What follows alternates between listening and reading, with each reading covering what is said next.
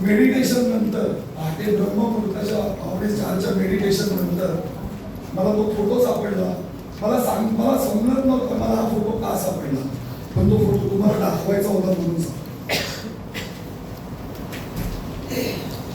हा तो फोटो आहे. सर जरा हे काय आहे वाचून दाखवा ना. सिंधुदुर्गातील 152 गावांचा विकास कुठला?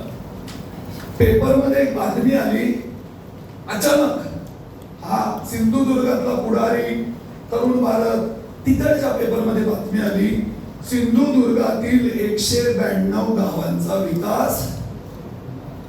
आणि हा खुंटलेला विकास ज्या गावांमध्ये झाला त्या गावामध्ये माझं 2,500 एकरचं लँड पार्सल होतं, ज्यामधलं 500 एकरची पेमेंट झालेली होती. 37 एकरची पेमेंट पाईपलाईन मध्ये होती. त्याकरता मी बँकेची कर्ज, प्रायव्हेट इन्व्हेस्टर, पब्लिक, अजून जॉईंट व्हेंचर अशी सगळी कर्ज स्वतःवर घेतली. जवळजवळ 13-13.5 करोड स्वतःचे, बाहेरची कर्ज, असं सगळं एका दिवसाच्या सकाळच्या न्यूजपेपरने संपवलं. कारण मी जिथे माझा प्रोजेक्ट करत होतो तिथे गव्हर्नमेंटचा इको सेन्सिटिव्ह झोन डिक्लेअर झाला. ग्रीन झोन पण नाही की काहीतरी करता येईल.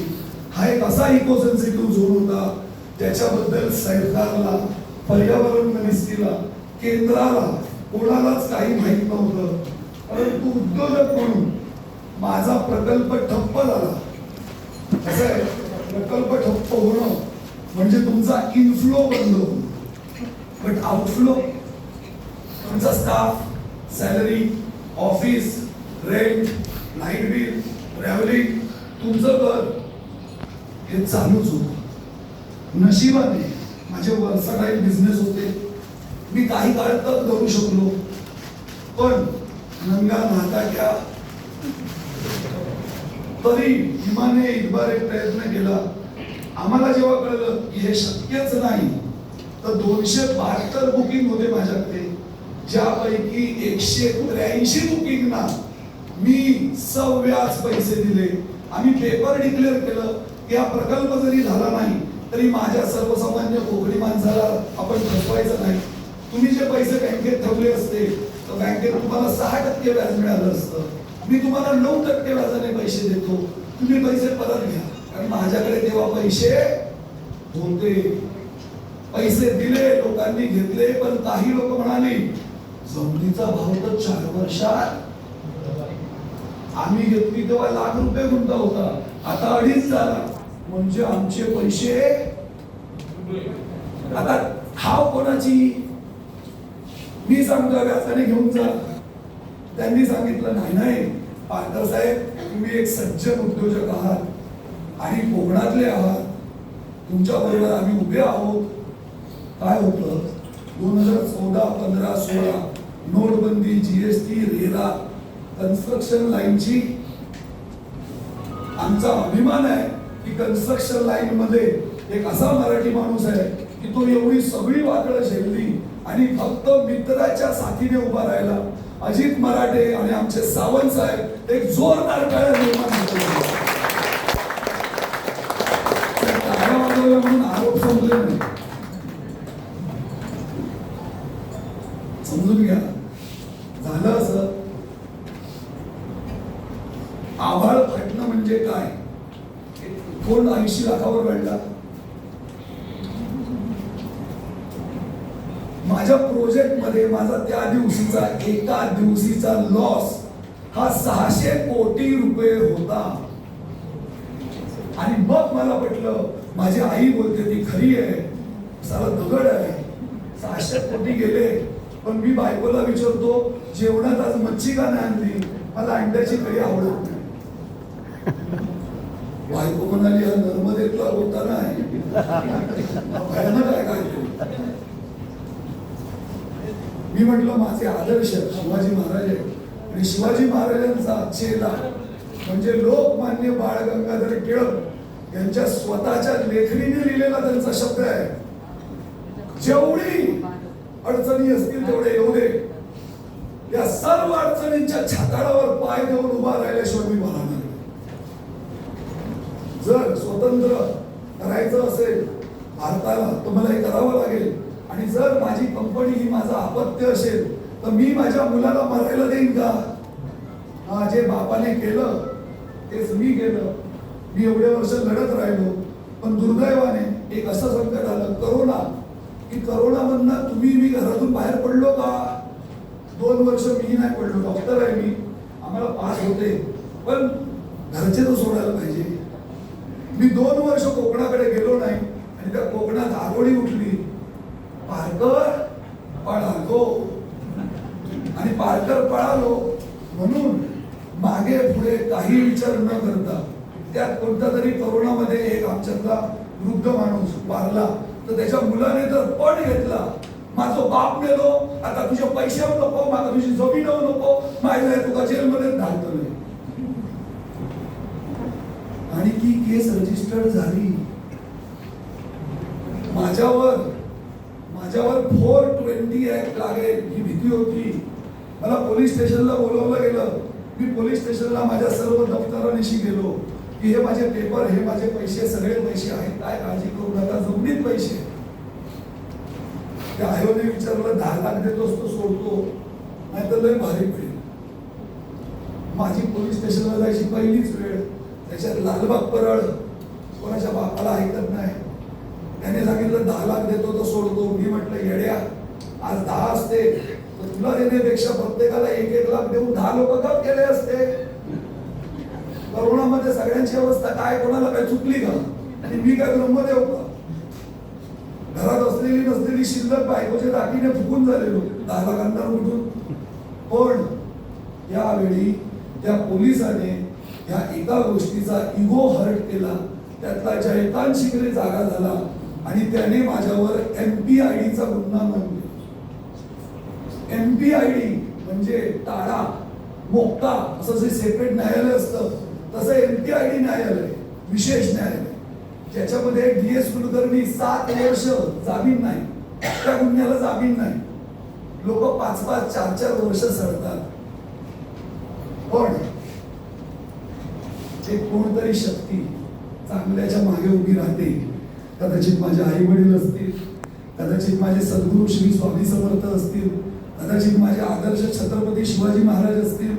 कोणाला तरी दया आली आणि एक चांगल्या सज्जन वकिलाच्या मदतीने मी 7 महिन्यात बाहेर पडलो 2022 ला. आणि बाहेर पडल्यानंतर लोक माझ्याकडे गुन्हेगार बघून बघत होती.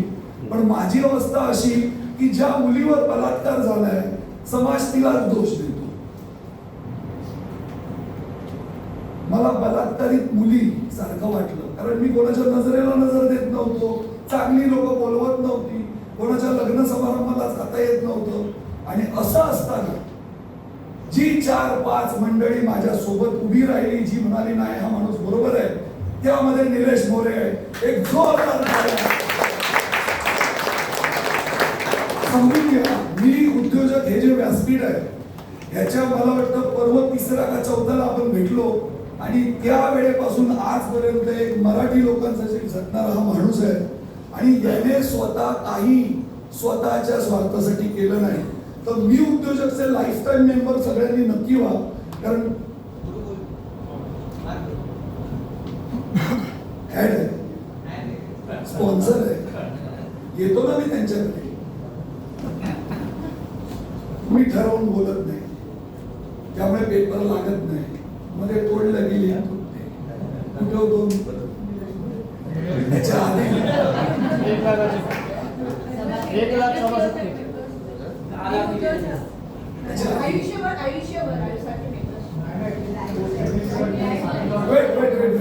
थँक्यू. 2022 ला कोर्ट कचेरीमधनं बाहेर आलो आणि माझ्यावर एक शिक्का लागला, जामिनावर बाहेर. समोरच्या व्यक्तींना अजून आनंद झाला. ते म्हणाले आता हा बाहेर, तर आता याला परत आत टाका. त्यांनी परत केस टाकली, परत त्यांनी काम केलं आणि 3 वर्ष कोर्टाच्या घेता मारायला लावले. पण नोव्हेंबर मध्ये निकाल आला की जो माणूस कायद्याची सगळी सूत्र पाळायला तयार आहे, जो माणूस तुमचे पैसे द्यायला तयार आहे, मग तुम्ही त्याला अरेस्ट करा असं का म्हणता? तुम्हाला नेमकी मुद्दल पाहिजे, नुकसान पाहिजे की सूड? कारण कायदा सूड देत नाही. आणि मला या नोव्हेंबरला क्लीन चिट मिळाली. मी ह्या व्यासपीठावरनं मी 2 अनाउन्समेंट करतो की जी Shri Maharaj group of company 16 वर्षापूर्वी दादरमध्ये जन्माला आली, आज या पुढच्या महिन्यात फेब्रुवारीमध्ये श्री महाराज ग्रुप ऑफ कंपनीचं दादरला प्लाझा सिनेमा समोर खांडके बिल्डिंगच्या मागे श्रेयस अपार्टमेंटला फर्स्ट फ्लोअरला स्वतःच विकत घेतलेलं हक्काचं ऑफिस असेल. श्री महाराज ग्रुप ऑफ कंपनीचं मिनी गोवा बीच रिसॉर्ट आहेच. मालवणला श्री महाराज एक्झिक्युटिव्ह आहे. कुणकेश्वरला आमचे मोठाबाई आणि आम्ही मिळून श्री स्वामी समर्थ महाराजांच्या मठाचं व तिकडे आध्यात्मिक केंद्र व स्पिरिच्युअल गायडन्स याचंही काम करणार आहोत. पण हे सगळं का सांगितलं?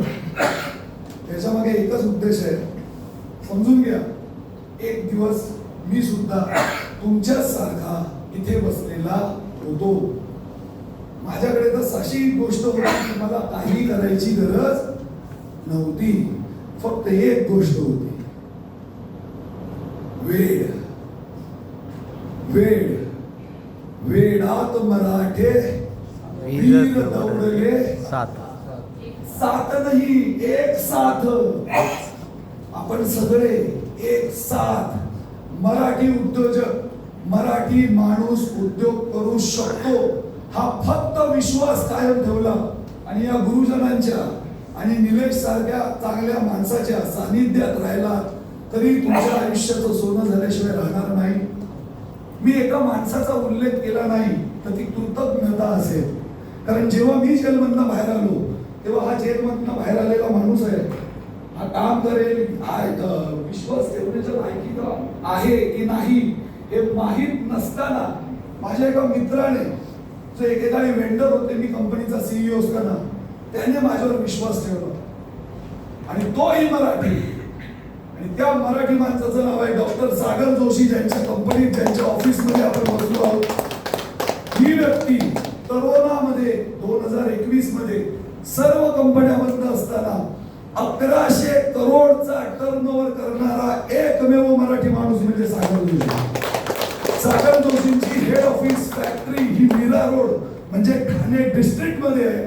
आणि मला अभिमान आहे की एक मराठी माणूस हा ठाण्याचा सगळ्यात हायेस्ट जीएसटी पेअर आहे. आणि government of India MSME medium small लघु उद्योजक मंत्रालय यांच्या माध्यमातून डायरेक्ट सेलिंगला गेल्या 3 वर्षात शिक्षण प्रशिक्षण संपूर्णपणे फ्री व काम करण्याकरता योग्य कंपनी मार्गदर्शन. याबद्दल जर कुणाला काही इंटरेस्ट असेल तर माझे कलिग्स इथे आहेत, जरा उभे राहा माझ्या बरोबर असलेले लोकांनी. त्यांच्या गळ्यात बघा हे असे आय कार्ड असतील, हे ब्लू कलरचे आय कार्ड असलेल्या लोकांकडनं आपले पॅम्पलेट्स नक्की घ्या. आणि पुढचा कार्यक्रम लवकरच मी उद्योजकचा होणार आहे. तत्पूर्वी मराठे साहेबांनी सांगितलेलं गुरुकुल, कारण अशी मेंटोरिंग जर मला मिळाली असती तर माझ्यावर पश्चातापाची वेळ आली नसती. सरांनी 2012ला माझं तोंड भरून कौतुक केलेलं मला आजही आठवत आहे. फार मोठे उद्योजक आहेत साहेब आणि कन्स्ट्रक्शन इंडस्ट्रीमध्ये आम्ही त्यांना पाहून आलो. तो अनुभव आणि तुम्हाला इथे मिळणारी साथ ही जर हवी असेल तर तुम्ही पण आमच्या साथ असायला हवं. So all the best guys. मला बोलायला संधी दिली, धन्यवाद. हा कार्यक्रम इथे संपला असं मी जाहीर करतो. आणि तुम्हाला आजचा कार्यक्रम कसा वाटला सर्वांना?